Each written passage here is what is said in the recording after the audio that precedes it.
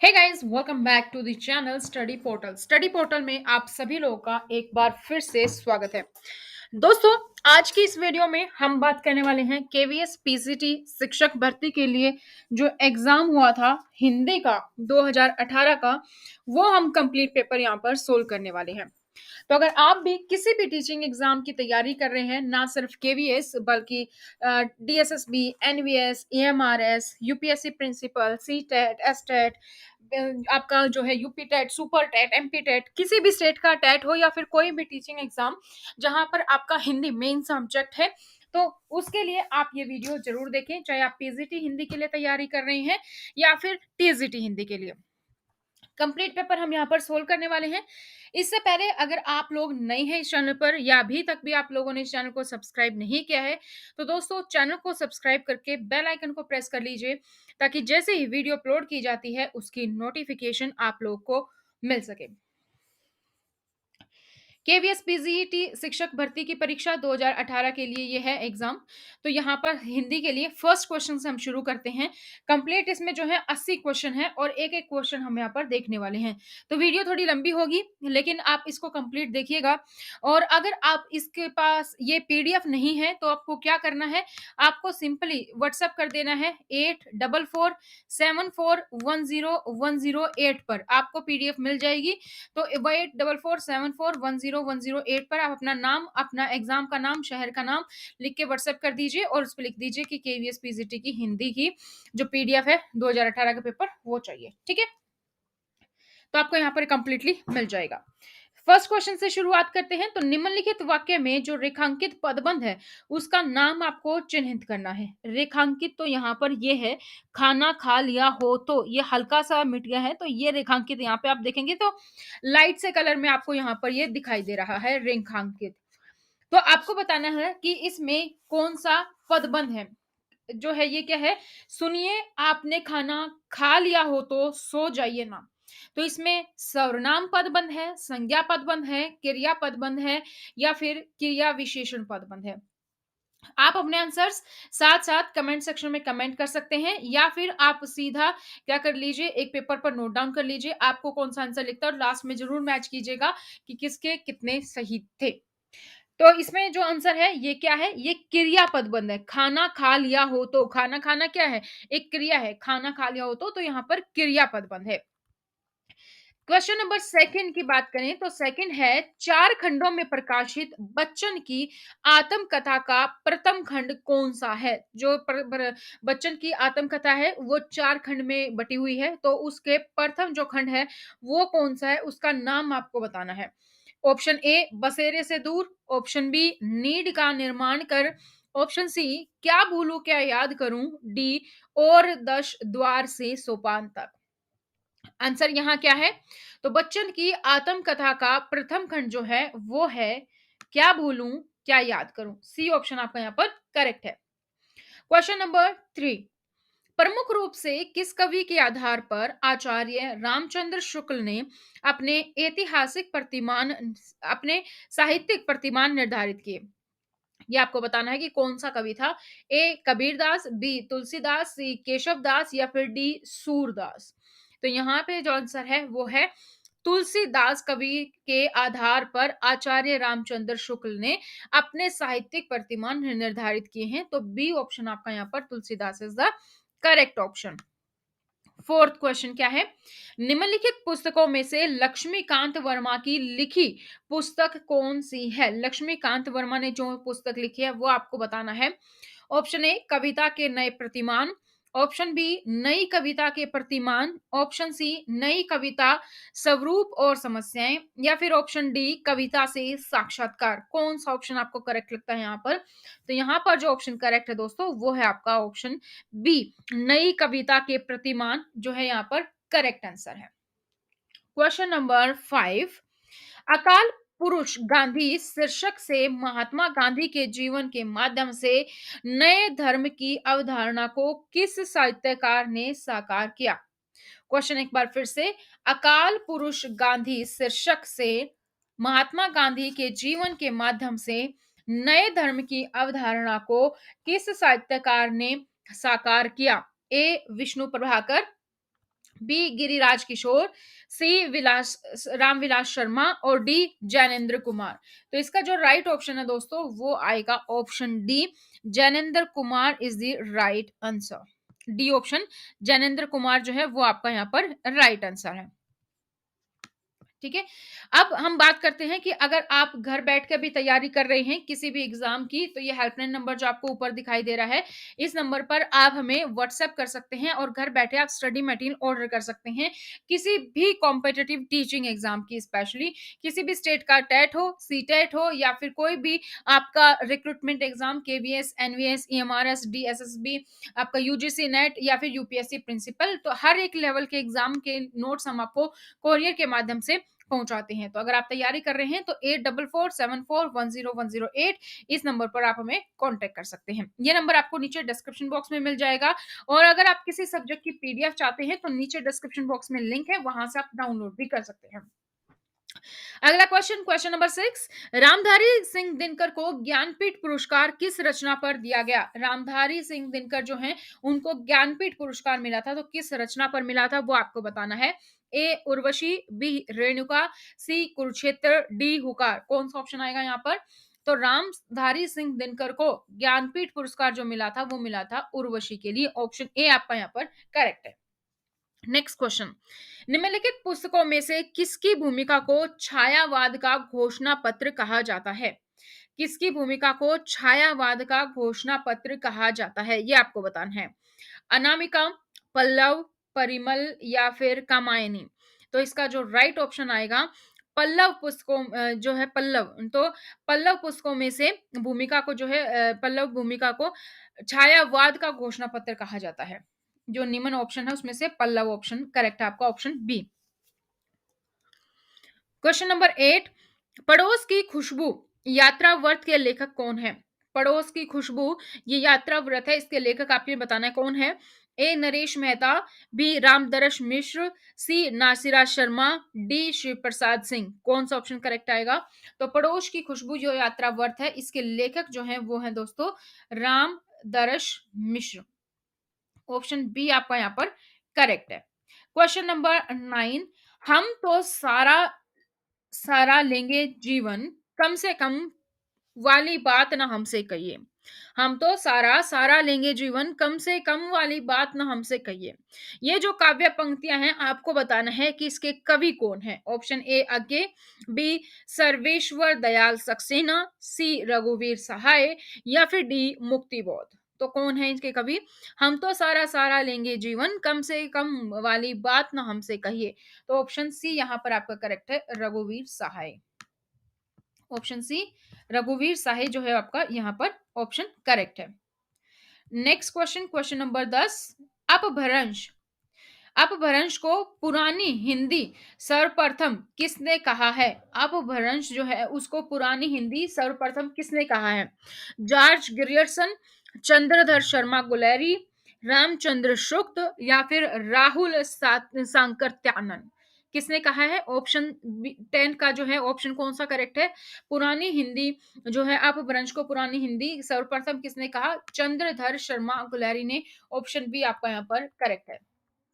Next question, question number 11, निम्नलिखित में से भारतेंदु की कौन सी रचना नाट्य रासक है? निम्नलिखित में से भारतेंदु की कौन सी रचना है जो नाट्य रासक है वो आपने बताना है। ए भारत दूरदर्शा, बी नील देवी, सी सत्य हरिश्चंद्र या फिर डी अंधेर नगरी। ए भारत दूरदर्शा, बी नील देवी, सी सत्य हरिश्चंद्र, डी अंधेर नगरी। तो राइट ऑप्शन आपका जो है वो यहाँ पे ऑप्शन सी है, सत्य हरिश्चंद्र।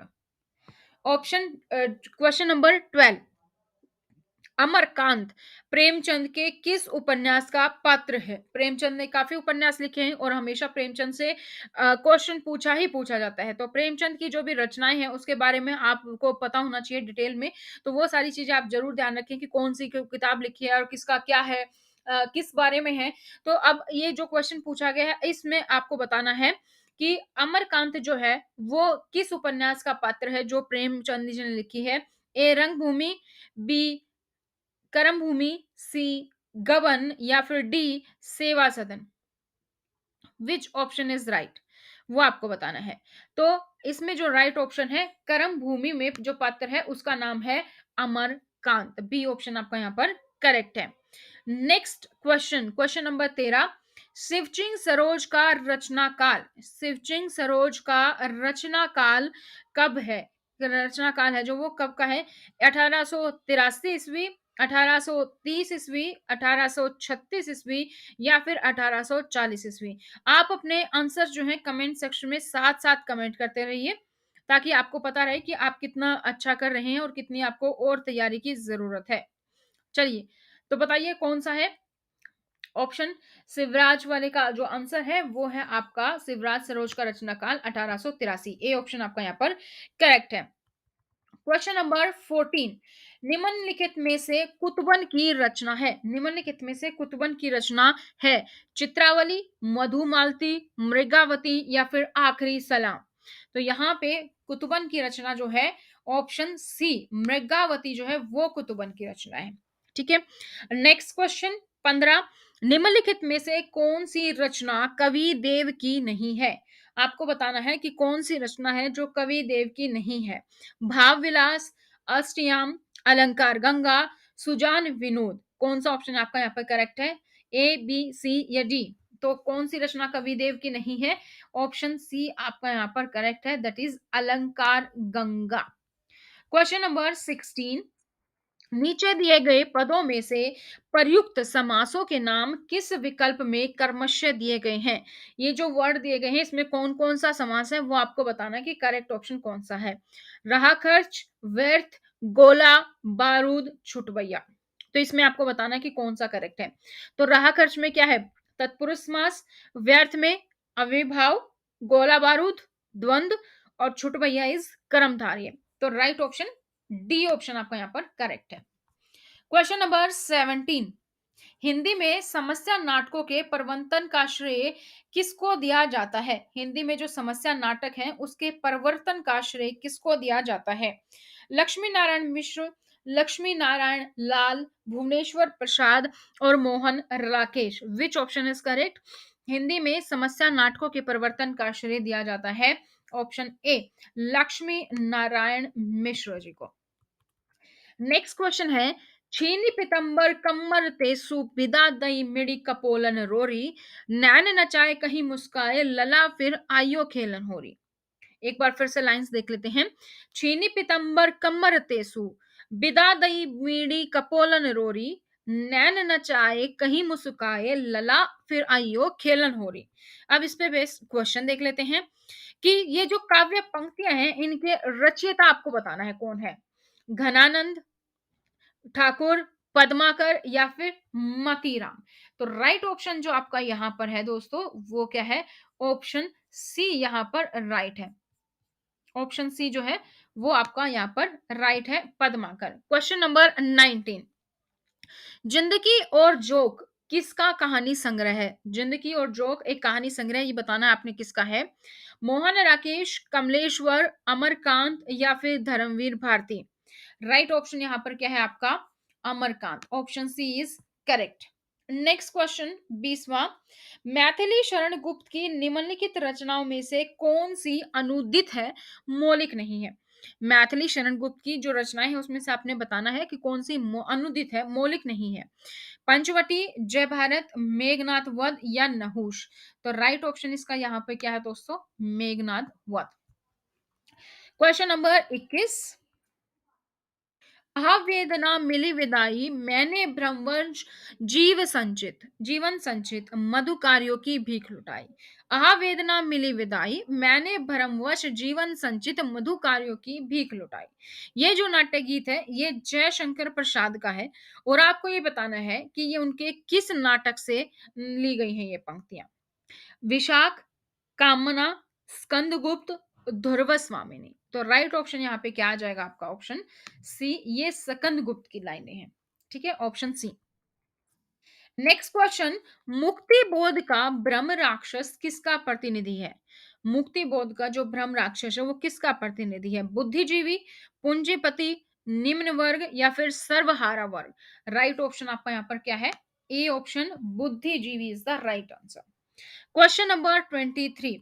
राहुल सांख्यात्यानन के अनुसार चार्या गीत और दोह कोश की रचना करने वाले पहले बौद्ध सिद्ध हैं। कौन है पहले बौद्ध सिद्ध, ये आपको बताना है।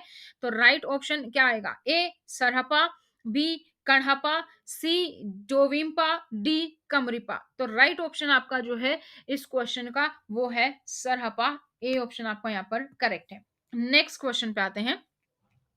मैंने देखा एक बूंद सहसा उजली सागर के झाग से, रंग गई क्षण भर ढलते सूरज की आग से। विच ऑप्शन इज करेक्ट, वो आपको यहाँ पर बताना है। तो यहाँ पर आप देखेंगे तो ये पंक्तियां जो हैं ये किस कवि की हैं? आगे जगदीश गुप्त, भारत भूषण अग्रवाल या फिर गिरिजा कुमार माथुर। ये पंक्तियां किसकी हैं? तो ये पंक्तियां दोस्तों ये हैं आगे किस कवि की हैं? ऑप्शन ए आपका यहाँ पे करेक्ट है आगे। Next question, question number 25। तो अगर आप लोग इस चैनल पर नए हैं, फिर से याद दिला दूं तो चैनल को सब्सक्राइब कर लीजिए, क्योंकि ये जो सीरीज है प्रीवियस ईयर पेपर्स के क्वेश्चंस, आपको काफी सारे क्वेश्चंस इस चैनल पर ऑलरेडी अपलोडेड मिलेंगे और इस तरीके के प्रीवियस ईयर के क्वेश्चंस हम आप लोग के लिए लेकर आते रहते हैं, ताकि आप लोगों को पता चलता रहे आपकी कितनी तैयारी है और आपको यह आइडिया लग सके कि आपको कैसे तैयारी करनी है, किस किस टाइप के क्वेश्चंस पूछे जाते हैं। आप जो भी जहां से भी पढ़ रहे हैं, आपकी कितनी तैयारी हो चुकी है, कितना और आपको करने की जरूरत है। और दोस्तों अगर आप घर बैठे तैयारी कर रहे हैं, स्टडी मटेरियल ऑर्डर करना चाहते हैं, तो नंबर मैंने आपको बता ही दिया है 8447410108। इस नंबर पर आप कॉल करके हमसे ऑर्डर कर सकते हैं स्टडी मटेरियल। अब 25वां क्वेश्चन क्या कहता है वो देख लेते हैं। 25वां क्वेश्चन है जो वो कहता है, मधुप उपनाम से काव्यानुवाद करने वाले कवि निम्नलिखित में से कौन है? महावीर प्रसाद द्विवेदी, मैथिली शरण गुप्त, माखनलाल चतुर्वेदी या फिर भारतेंदु हरिश्चंद्र। तो राइट ऑप्शन यहाँ का क्या है? Maithili Sharan Gupt is right answer, option B. Next question, question number 26। Chatursen Shastri के उपन्यासों के संदर्भ में अक्सर किस रस की चर्चा की जाती है? चतुरसेन शास्त्री जो है उसके उपन्यासों के संदर्भ में अगर हम बात करें तो कौन सा रस होता है जिसकी चर्चा की जाती है? श्रृंगार रस, शांत रस, इतिहास रस या फिर अद्भुत रस। राइट ऑप्शन क्या है? इनके में हमेशा इतिहास रस की चर्चा जो है अक्सर की जाती है। नेक्स्ट क्वेश्चन, पृथ्वी राज रासों को हिंदी का प्रथम महाकाव्य कहने वाले आलोचक कौन है? पृथ्वीराज रासो को हिंदी का प्रथम महाकाव्य कहने वाले आलोचक कौन है? हजारी प्रसाद द्विवेदी, नामवर सिंह, रामचंद्र शुक्ल या फिर रामविलास शर्मा। राइट ऑप्शन क्या है दोस्तों? Option C Ramchandra Shukla. 28 प्रगतिशील लेखक संघ के प्रथम अधिवेशन के अध्यक्ष थे। प्रगतिशील लेखक संघ के प्रथम अधिवेशन के अध्यक्ष कौन थे? सज्जार जहीर, प्रेमचंद, शिवदान सिंह चौहान या फिर Mulk Raj Anand. Right option is, right option आपका जो B Premchand. 29th question, Hindi में किन को मनोविश्लेषणवादी लेखकर्ता के रूप में प्रसिद्धि प्राप्त है? हिंदी में किन को मनोविश्लेषणवादी लेखककर्ता के रूप में प्रसिद्धि प्राप्त है, ये आपको बताना है। तो ऑप्शन यहाँ पे आपका जो करेक्ट है वो पहला ऑप्शन ही करेक्ट है, जैनेन्द्र इलाचंद्र जोशी और अक्के। क्वेश्चन नंबर 30, निम्नलिखित में से कौन सी रचना केशव दास की नहीं है? केशव दास की कौन सी रचना इनमें से नहीं है? विज्ञान गीता, भू परिक्रमा, रतन बावनी, जहांगीर जस चंद्रिका। विज्ञान गीता, भू परिक्रमा, रतन बावनी या फिर जहांगीर जस चंद्रिका। राइट ऑप्शन क्या है? कौन सी रचना केशव दास की नहीं है? तो ऑप्शन बी भू परिक्रमा नहीं है। ठीक है। नेक्स्ट क्वेश्चन, निम्नलिखित वाक्य के किसी एक खंड में अशुद्धि है वो पहचान कर आपको बताना है कि कौन सा विकल्प सही है। तो सेंटेंस देख लेते हैं। पहला, बत्तख को दूसरा अंडा देना होता, तीसरा तो पानी छोड़कर, और जहां पे 4 आएगा, जमीन पर आ जाता। बत्तख को अंडा देना होता तो पानी छोड़कर जमीन पर आ जाता। इसमें बताओ इसमें कहां त्रुटि आपको नजर आ रही है? तो जमीन पर आ जाता, ये डी फोर्थ ऑप्शन है। नेक्स्ट क्वेश्चन 32, प्रबंध चिंतामणि के रचनाकार हैं। प्रबंध चिंतामणि के रचनाकार कौन है? जैनाचार्य मेरुतुंग, सोम प्रभ सूरी, वर रुचि या फिर Hemchandra. Right option is A जैनाचार्य Merutunga. Next question, question number 33। निम्नलिखित में से किस रचनाकार ने अपना लेखन गद तक ही सीमित रखा? कौन से रचनाकार है जिन्होंने सिर्फ लेखन गद तक ही अपने आप को सीमित रखा? तो वो कौन है? रामविलास शर्मा, रामचंद्र शुक्ल, प्रेमचंद्र या फिर नगेंद्र?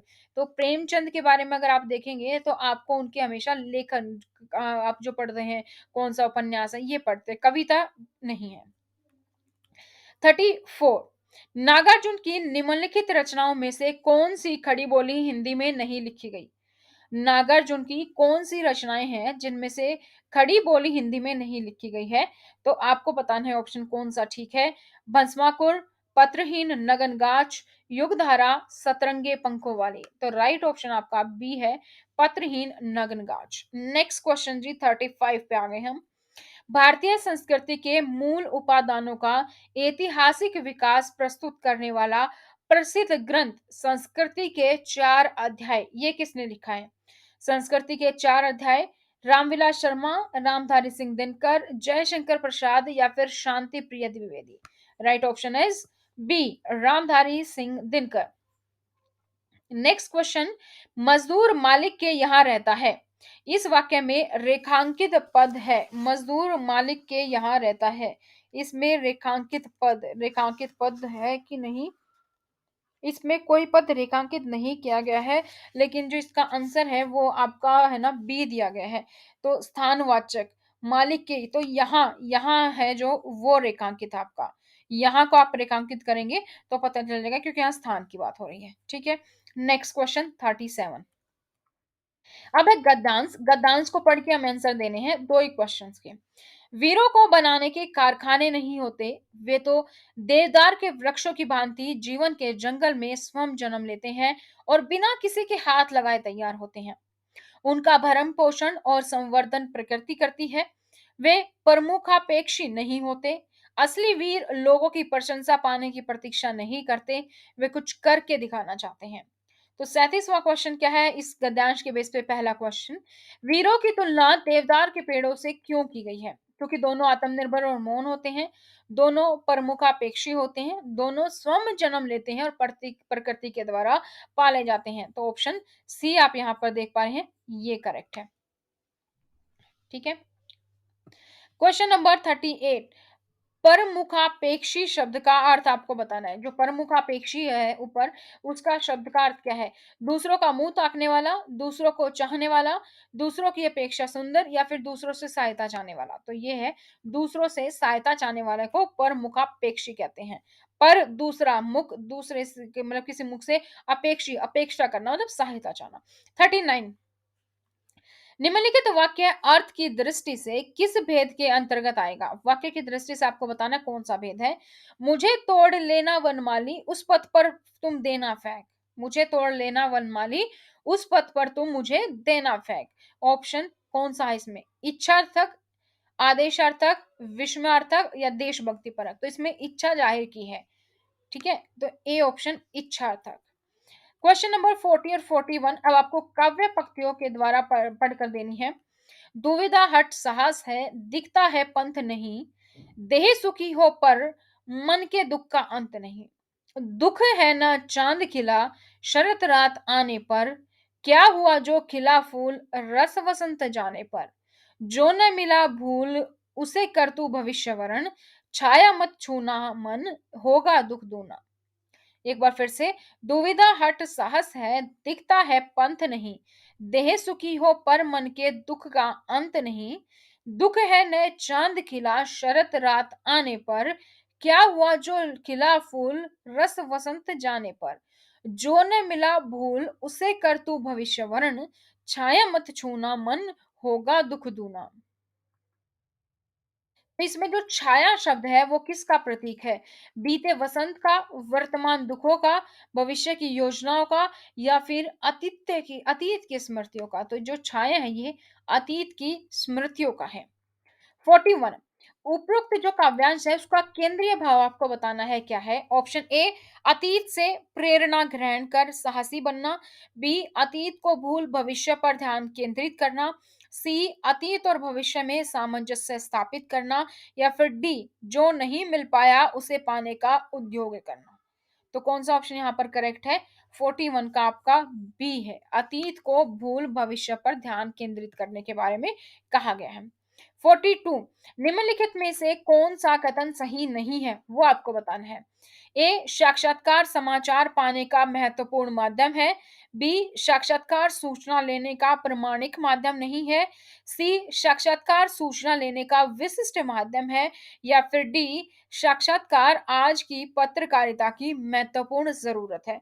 तो 42 का आंसर बी है, साक्षात्कार जो है सूचना लेने का प्रमाणिक माध्यम नहीं है। तो बी ऑप्शन आपका यहाँ पर करेक्ट है। 43 क्वेश्चन क्या कहता है?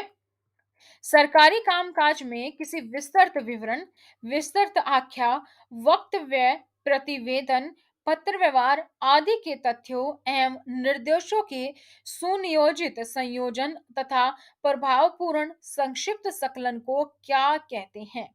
कौन सा ऑप्शन यहाँ पे करेक्ट है वो आपको बताना है। पल्लवन, संक्षेपण, प्रारूपण या फिर प्रतिवेदन। यहाँ पे जो करेक्ट आंसर है वो है दोस्तों बी संक्षेपण। क्वेश्चन नंबर 44, निम्नलिखित में से कौन सा तत्व कहानी लेखन के लिए अनिवार्य नहीं है? कौन सा तत्व है जो कि कहानी लेखन के लिए अनिवार्य नहीं है? चरित्र, परिवेश, तुक या भाषा। ऑप्शन आपका यहाँ पर सी करेक्ट है, तुक। नेक्स्ट क्वेश्चन 45, फीचर के विषय में कौन सा कथन सही नहीं है?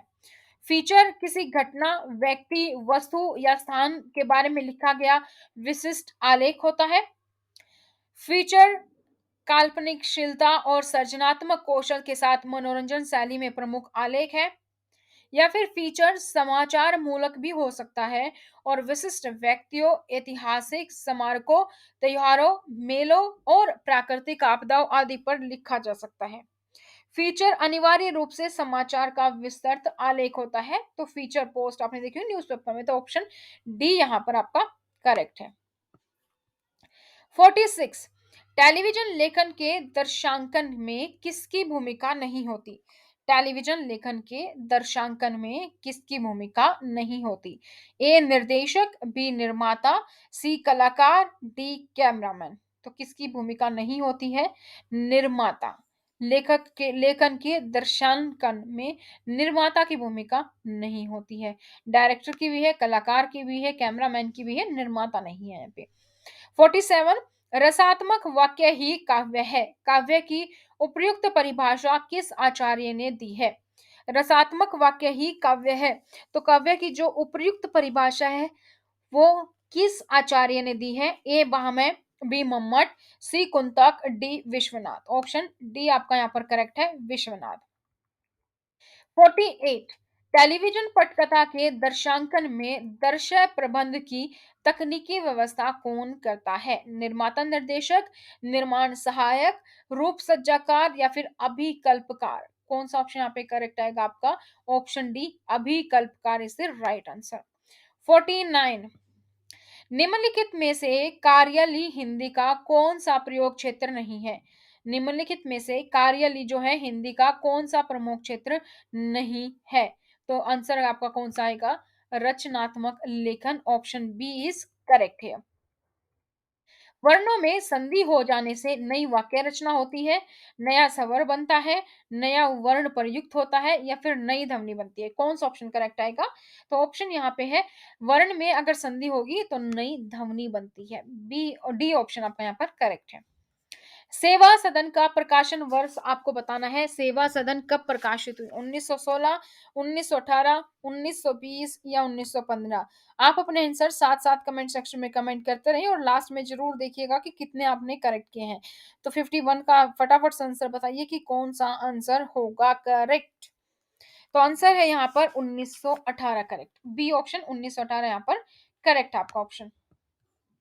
52वां क्वेश्चन कहता है किस विकल्प में उत्पत्ति के आधार पर शब्दों के भेद दिए गए हैं?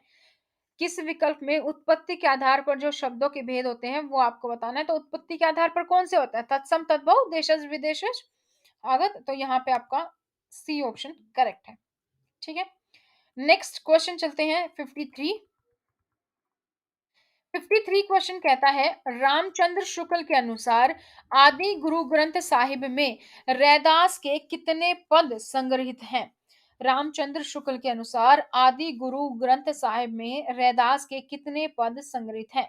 ऑप्शन बताइए कौन सा करेक्ट है? तो 53 का डी 40 है। रैदास के कितने पद संग्रहित हैं? Option D 40। 54 क्वेश्चन कहता है, मोरा जोवना नवेलरा भयो है, कैसे गर्दीनी कस मोरी लाल, सूनी सेज डरावन लागे, विरा आगिन मोही डस डस जाए। मोरा जोवन नवेलरा भयो है, कैसे गर्दीनी कस मोरी लाल, सूनी सेज डरावन लागे, विरा आगिन मोही डस डस जाए। तो ये जो काव्य पंक्तियां हैं किस कवि की हैं? अमीर खुसरो, विद्यापति, मालिक मोहम्मद जायसी या फिर कबीर? ये जो पंक्तियां हैं ये हैं अमीर खुसरो जी की। ऑप्शन ए यहां पर करेक्ट है। नेक्स्ट फिर से आपको बताना है किसकी पंक्तियां हैं। तुम्हारी यह दंतुरित मुस्कान मृतक में भी डाल देगी जान, तुम्हारी यह दंतुरित मुस्कान मृतक में भी डाल देगी जान। तो कौन सा किसकी काव्य पंक्तियां हैं ये जो काव्य पंक्तियां हैं, सुभद्रा कुमारी चौहान, हरिवंश राय बच्चन, नागार्जुन या त्रिलोचन? तो राइट ऑप्शन इज नागार्जुन। ये जो पंक्तियां हैं दोस्तों ये नागार्जुन की है। ऑप्शन सी करेक्ट है। नेक्स्ट क्वेश्चन, गोरख जागियो जोग, गोरख जगायो जोग, भक्ति भगायो लोग, गोरख जगायो जोग, भक्ति भगायो लोग। ये जो काव्य पंक्ति हैं किस कवि की हैं?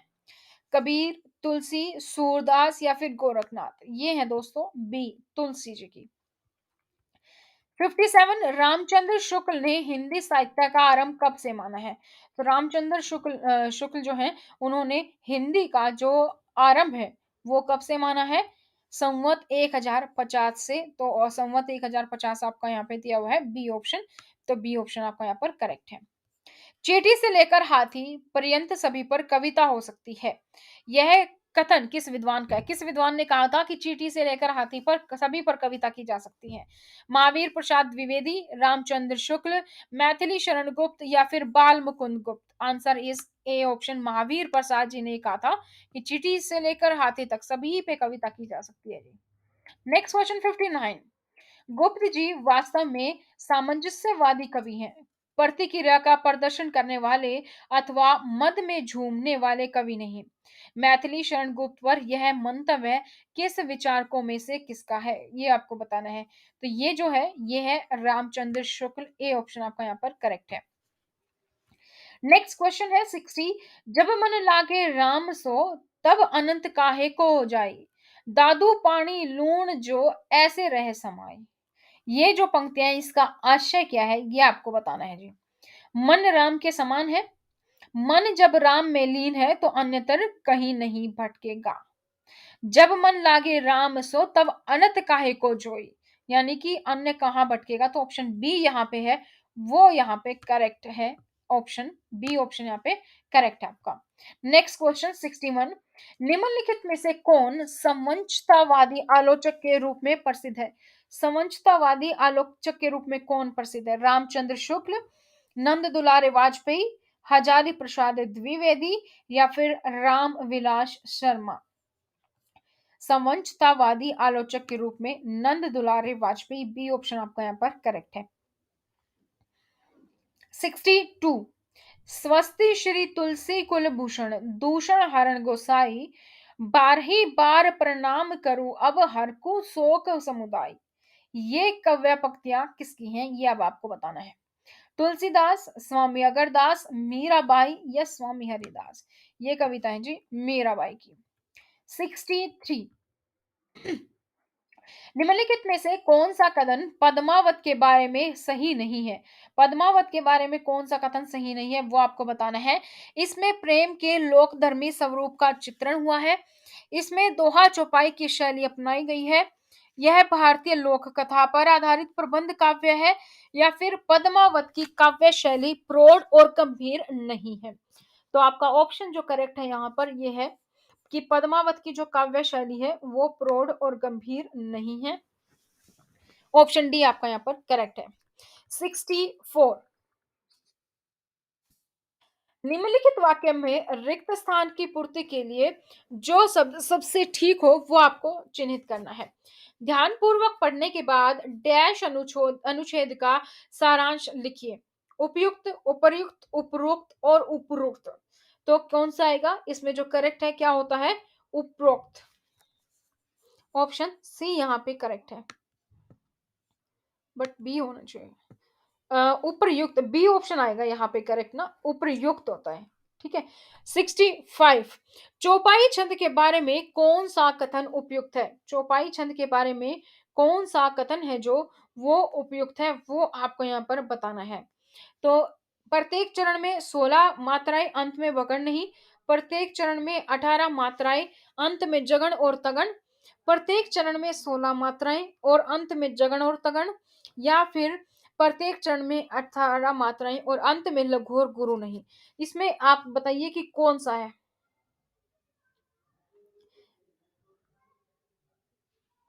इसमें से आप बताएंगे कि कौन सा करेक्ट है। तो राइट ऑप्शन है आपका सी, प्रत्येक चरण में 16 मात्राएं, अंत में जगण और तगण। ठीक है।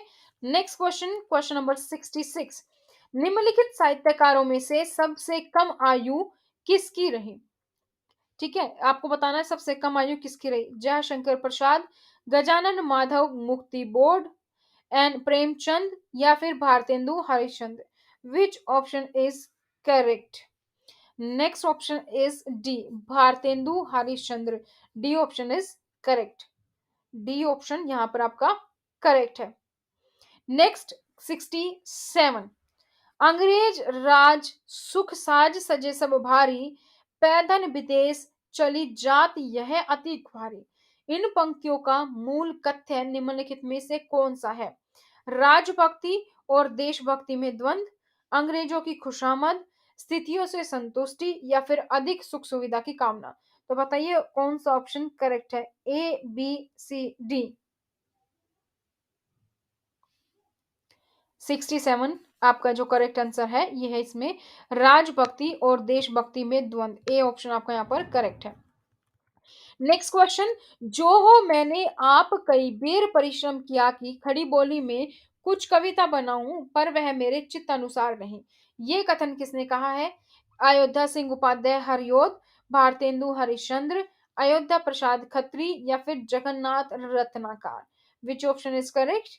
Correct option is B, Bharatendu Harishchandra. Correct option is B, Bharatendu Harishchandra. Next question 69, निम्नलिखित में से किसे खड़ी बोली हिंदी का पहला महाकाव्य माना जाता है? खड़ी बोली हिंदी का पहला महाकाव्य किसे माना जाता है? साकेत, प्रिय प्रवास, लोकायतन, या फिर कामयानी। तो right option is B option, Priya Pravas यहाँ पे करेक्ट ऑप्शन है। नेक्स्ट क्वेश्चन, अंधेर है दस्यु फिर भी मैं तुमसे प्रेम करती हूँ, यह जो पंक्ति है प्रसाद की किस कहानी से है? आकाशदीप, पुरस्कार, गुंडा, सालवती। तो ये कहानी जो है आकाशदीप से है। ए ऑप्शन इज करेक्ट यहाँ पर। नेक्स्ट क्वेश्चन, गहना एक कनक में गहना एक मह भाव न दूजा, कहन सुनन को दुई करी थापिन एक निमाज एक पूजा। तो ये काव्य पंक्तियों के रचयिता कौन है? कबीर, अमीर खुसरो, रैदास और गुरु नानक। विच ऑप्शन इज करेक्ट? आपको बताना है कौन सा ऑप्शन करेक्ट है। तो ये जो पंक्तियां हैं ये कबीर की हैं। गहना एक कनक में गहना एक मह भाव न दूजा, कहन सुनन को दुई करी थापिन एक निमाज एक पूजा। नेक्स्ट क्वेश्चन 72, हजारी प्रसाद द्विवेदी के किस उपन्यास को रैकव आख्यान भी कहा जाता है? बाण भट्ट की आत्मकथा, चारु चंद्रलेख, पुनर्वा, अनामदास का थोपा। तो राइट ऑप्शन यहाँ पर क्या है आपका? अनामदास का पोथा, ये है राइट आंसर। नेक्स्ट 73, कट गुलाब की रचनाकार है। कट गुलाब के रचनाकार जो है वो कौन है वो आपको यहाँ पर बताना है। Manjul Bhagat, Mridula Garg, Mamta Kalia, Manu Bhandari. Which option is correct? यहाँ पर आपको बताना कौन सा ऑप्शन करेक्ट है। राइट ऑप्शन इज 73 का आपका जो है B option is correct. Mridula Garg is the right answer. Mridula Garg is the right answer. Next question जो है यहां पर आपको बताना है 74। डॉक्टर प्रशांत फणीश्वर नाथ रेणु की किस रचना का पात्र है? परती परिकथा, कितने चौराहे, दीर्घ पता या फिर Maila Anchal? Which option is correct? आप बताइए कि कौन सा ऑप्शन यहाँ पर करेक्ट है। तो यहाँ पर जो करेक्ट आंसर है आपका D option Maila Anchal is the right answer. Next question की बात करें अगर हम, निम्नलिखित काव्य पंक्तियों में जो निहित रस है उसकी पहचान आपको बतानी है। उसकी पहचान आपको बतानी है तो वो आप बताइए। प्रचंड रोग है प्रकट भोग,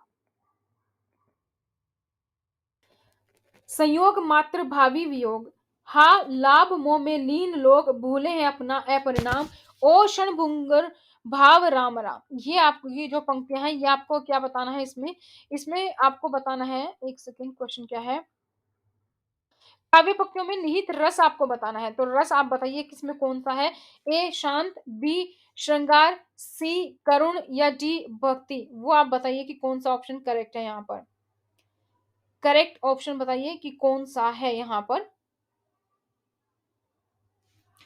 तो राइट ऑप्शन यहां पर है आपका C, Karun is the right answer. Option C, Karun is right answer. 76।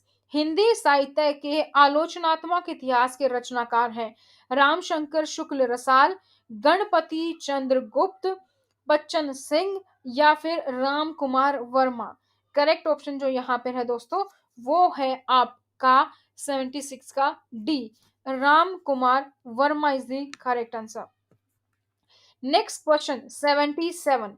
निबंध को गद्य का निकष किस आलोचक ने माना है?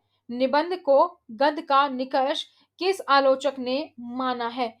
हजारी प्रसाद द्विवेदी, रामचंद्र शुक्ल, महावीर प्रसाद द्विवेदी या फिर Shyam Sundar Das? Which option is correct?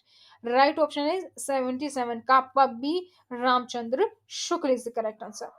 Next question 78। Three more questions are here. अगर अभी तक भी आप लोगों ने चैनल को सब्सक्राइब नहीं किया है तो चैनल को सब्सक्राइब करें, बेल आइकन को प्रेस कर लीजिए ताकि ऐसे ही आपको वीडियो की अपडेट मिलती रहे।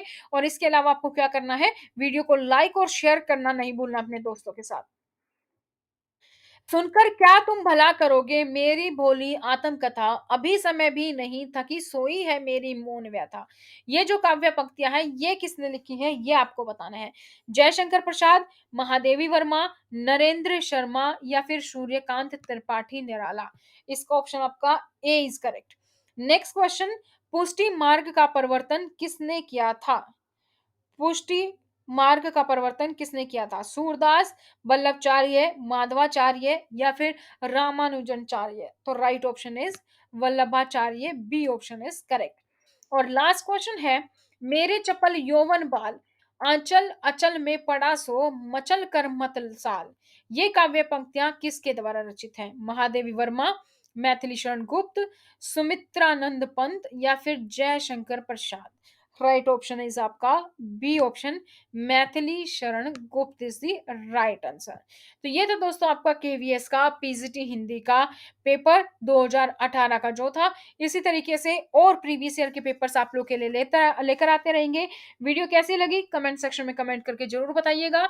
ये पीडीएफ पाना चाहते हैं, नहीं है आपके पास ये पेपर, तो आपको क्या करना है, 8447410108 इस नंबर पर आप हमें व्हाट्सएप कर देंगे। ये नंबर आपको नीचे डिस्क्रिप्शन बॉक्स में भी मिल जाएगा।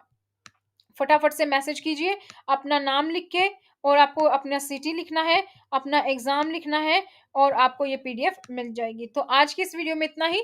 चैनल को सब्सक्राइब करना मत भूलिएगा, वीडियो को लाइक और शेयर करें।